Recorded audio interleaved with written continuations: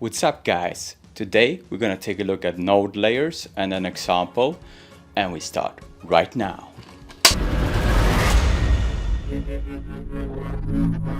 So we wanna take a look at graph layers now. I'm gonna recreate a dirt mask using graph layers, and to find graph layers you go here and hit this button. So it's like a layer, but it's inside a node graph. So what you do, you have to have the node graph. So you find it, you can right click up here in the empty, take the node graph, and you get this node graph. So you have the input and output. So if you want to apply something, it's similar to the procedurals, for example. If you would type cloud, I tab and the cloud. So at the moment you see the graph over here, it's there, but it doesn't show up. The cloud here is living independently of this. So to get it to display, you have to hook the output to the input, and then it will display. So imagine this is like a black box container. It's like a minimalistic version of the real node graph that only lives inside this layer here. So you can do stuff with this. I don't use it because I go full node graph, but I'm gonna show this. What we can do, we can build like a complex shading network inside a layer. So let's make an imaginary dirt layer here. Actually we can actually use a cloud, and for this, while I'm at it, you have a few options with the node graph. So under preferences, you have this port list or vertical. So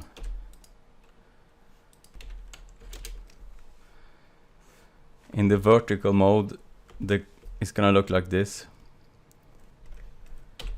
and this is the old way of connecting stuff. So if I would connect the cloud, let's say the input, so the merge node is like a layer. So if I want to take something else, if I want to, for example, take Perlin and have it over the cloud. So this is the merge node here. You find it by hitting the M, you get a merge node. And to blend it, you have to have the node properties, and you find the node properties over here under there if it's not enabled. And this is similar to like all the settings you have on the layer. So if I want to multiply the purling against the cloud, you go to the node properties and say multiply. And now you see, if I go to the double click on the purlin, you get a settings for the purlin. So this is similar to a layer, or this is actually what the layers are in Mari behind the scenes. Let's go back to the port list. I like the port list better. So the node graph, this is the new the horizontal way of let's recreate this. Cloud, Perlin, and the merge. So I want the output of the cloud into the base, the Perlin to the over, the output to the input of the output. So the output node here is what will display in the actual layer here, in the layer properties over here. You can fade this as a, you can apply a layer mask as well. So let's do something like a tree planer. Double click, and I want some images. Let's take this one.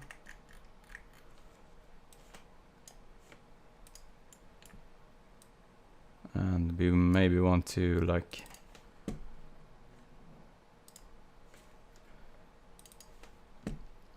multiply it.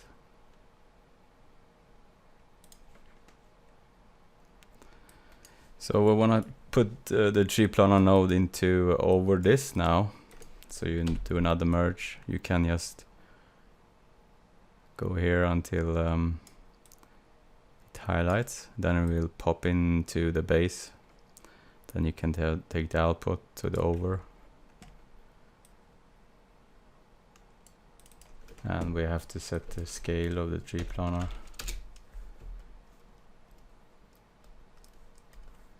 Maybe dial down this. Yeah. So let's take a color of some sort.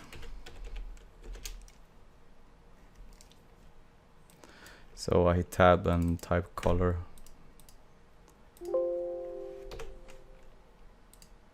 Let's take a cloud and just make like a dirt color, something sandy that we're gonna multiply.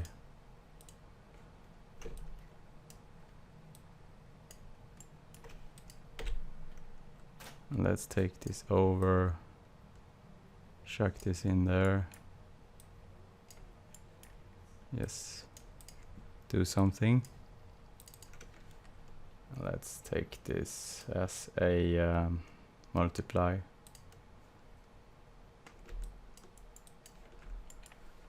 So now we have something. It doesn't look that cool actually, but we can tweak this.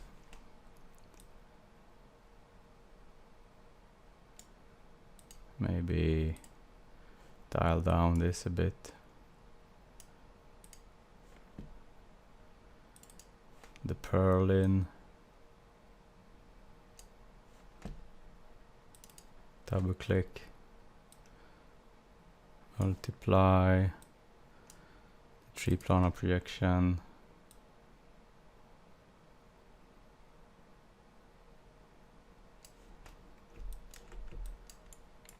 And let's imagine you want to paint something on top of this as well. So to do that, you can do another merge node.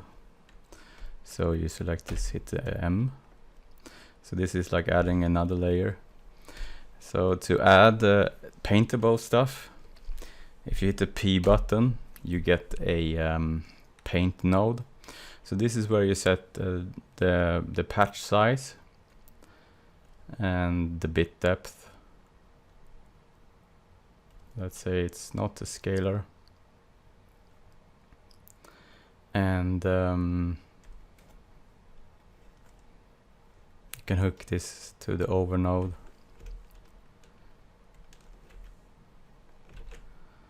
So in my case, I would make sense to make it transparent. So in the color, I dial down the opacity and hit OK. Let's hook this into the over. So now I can start to paint like paintable stuff in this layer as well. Let's take something like an organic Terra. Let's take a some kind of sandy.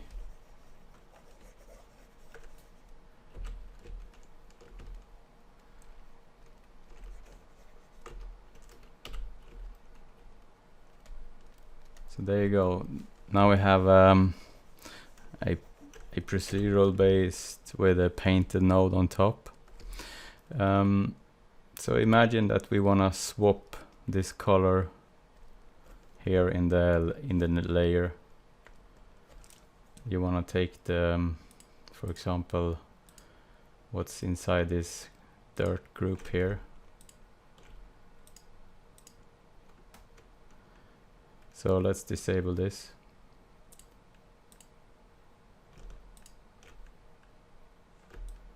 You can take the dirt mask here and apply it to this one. So can just copy this, disable this,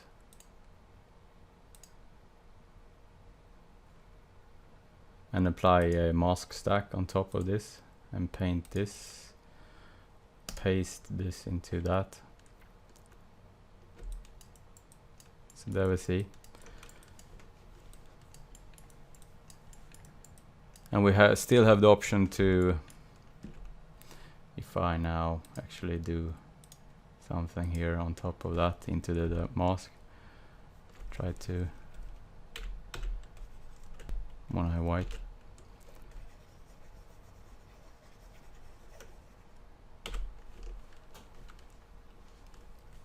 So now we have something painted there, and if we want to go back and tweak this, the procedural, we can do it. So this is a way to kind of use a node graph approach, but in a more limited way. And if I hit the one button here,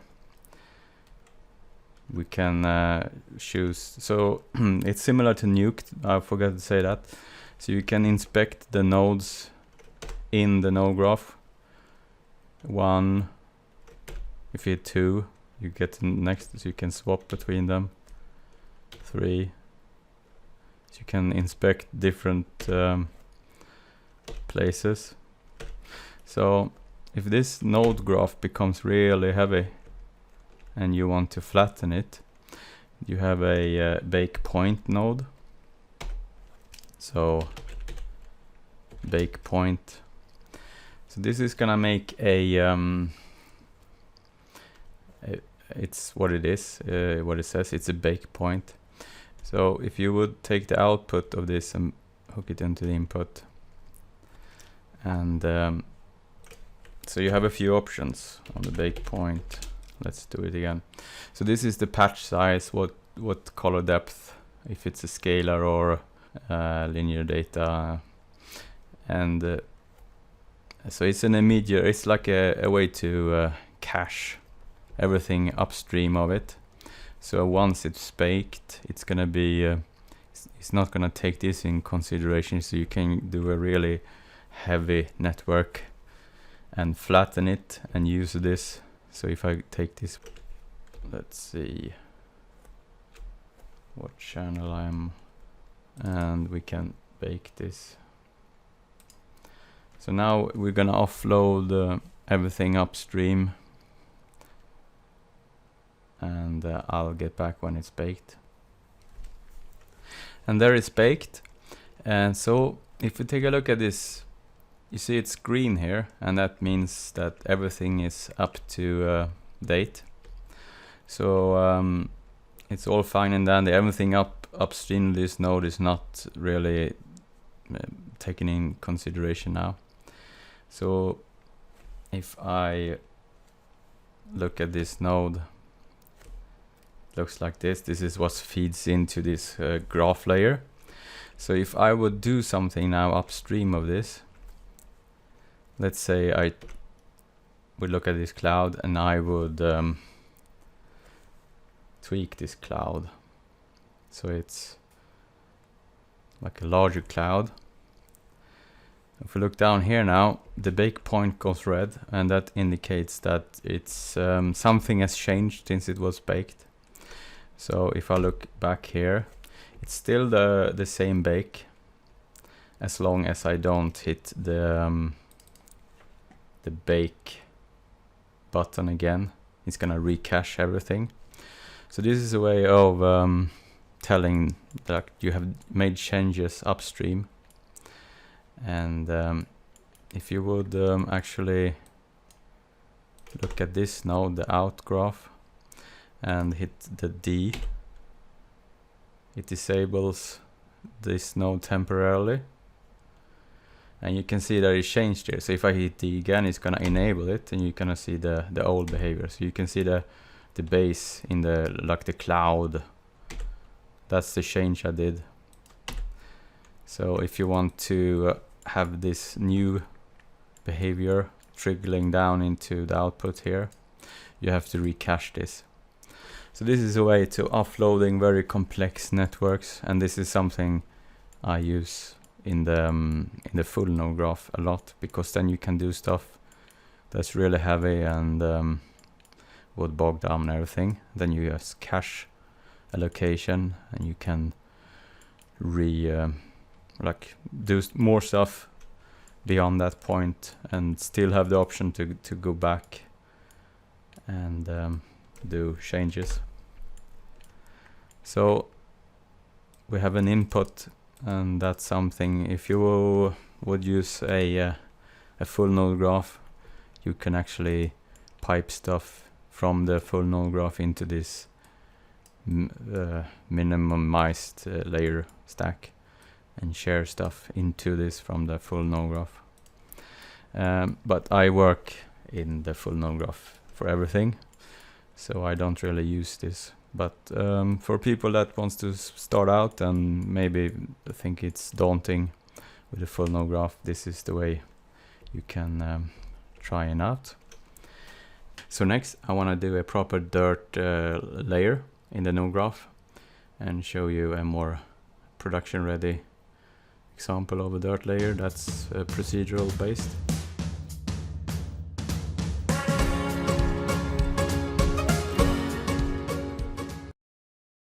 Okay, so I have started to hook up a new version of this layer, the graph layer, a new version of it.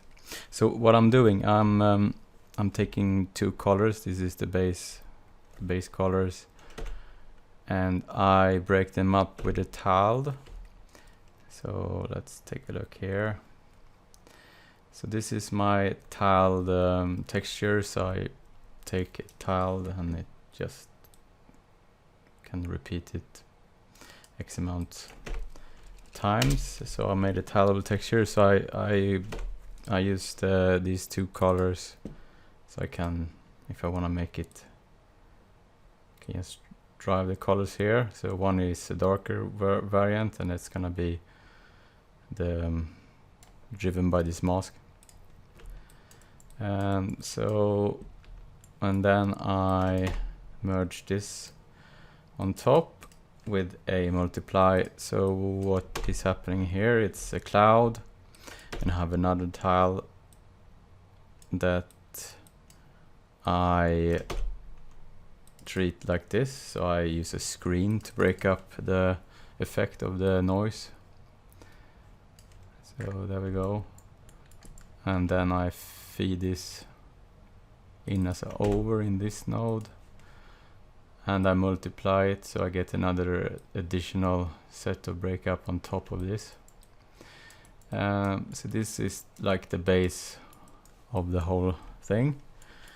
And then I want to essentially take this cloud, this is the mock-up of something. I want to add this as a I'm thinking maybe screen, but I want to use an occlusion. So if I now look at this here, let's see, so I'm in the correct node, screen. Yeah, but I want to use an occlusion. So what I did, I have this this channel up here called occlusion AO. So I could essentially just make a paint node and import into the layer, but I'm gonna show you. You know, I talked about this, the input node. So if we go to, I have the regular node graph here. This is the full node graph with all the channels. So Obviously it's a little of a mess now right now because it's auto created, but I made a backdrop from that channel, so you can take a node. If I would say, can say backdrop, you get like a container, so you can mark stuff similar to what you can do in the Nuke. So I have this backdrop here, we can name it.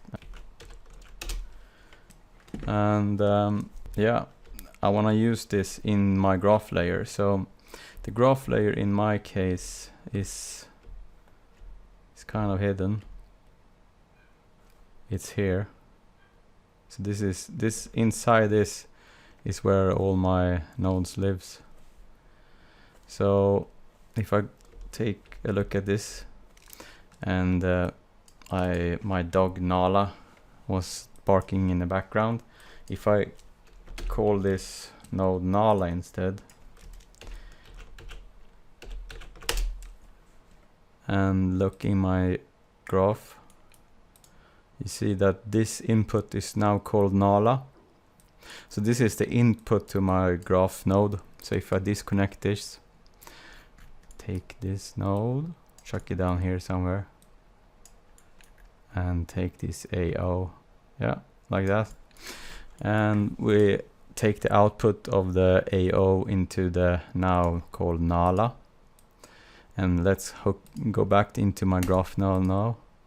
So now this node here, if I hit the one button, we will look at it, it will be the same. It will be the output from that channel there into this graph. So now let's take a brightness lookup.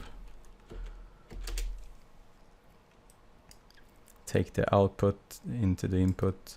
So I want to level this. Maybe do something like that. But I want to invert it because it's going to be a mask. So now it's going to be the mask version. So this cloud is going to go on top of the screen, but I'm going to use this leveled mask here. Look at this with a 1.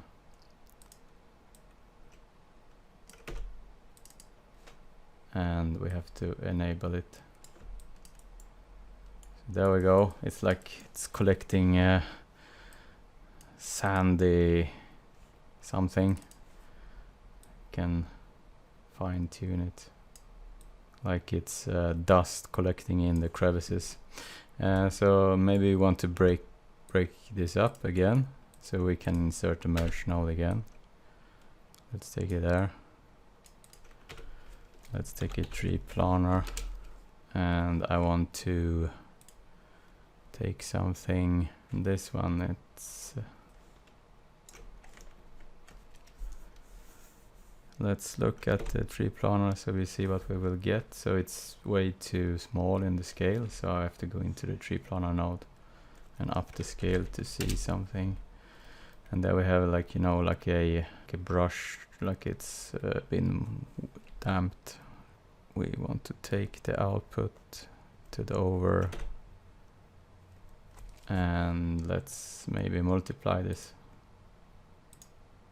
There we go.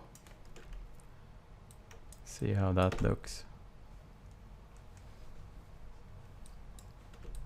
Yeah, so let's take this now and take that away. Let's input and let's rebake. Okay, there we go. So now it's green and we have this baked version of it. And if we would take the channel, oops. So current channel color. Go in there. So now I'll swap that the old dirt channel with the new one. Maybe it's not the most appropriate for this asset at the moment, but you get a drift.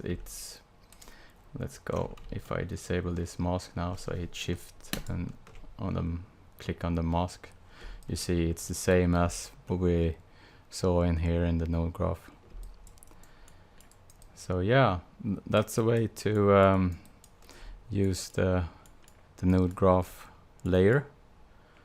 And also you can actually pipe a something into a graph layer from a regular node graph. And because everything here it's inside, it's contained, so the only way at the moment is this input. And actually, if you want to have more stuff into it, you can actually do a second input. If you hit tab input, type another something, Peter super input. Let's go back. So now you see you have another input, so you could take something else to pipe it in there. Let's say that you have a Spotify, that's super cool node by Jens Kavitz, and you want to use that or something else from outside the node graph. And look at this, you will have a Spotify going in. So that's a way to share stuff. At the moment you can only have one output from anything in Mari. Hope that will change in the future, because then you can do some cool super tools. Yeah, and that concludes this session. Thanks for watching this episode from the Mari channel. And as always, hit the like button or subscribe, that's up to you. But if you want me to continue to produce material for you, I will double click that like button and refer a couple of 1 or 2 or 3 or 4 texture artists.